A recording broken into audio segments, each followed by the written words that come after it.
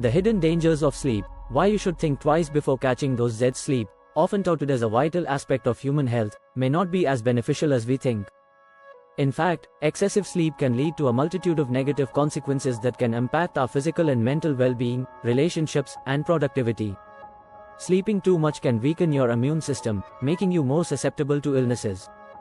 Excessive sleep has been linked to an increased risk of cardiovascular disease, including high blood pressure and heart attacks. Sleeping too much can lead to insulin resistance, increasing the risk of developing type 2 diabetes and obesity. Excessive sleep can exacerbate pain and inflammation, making it challenging to manage chronic conditions. Sleeping too much can contribute to depression and anxiety, creating a cycle of mental health issues. Excessive sleep can impair cognitive function, affecting attention, memory, and decision-making skills. Sleeping too much can lead to irritability, mood swings, and emotional instability.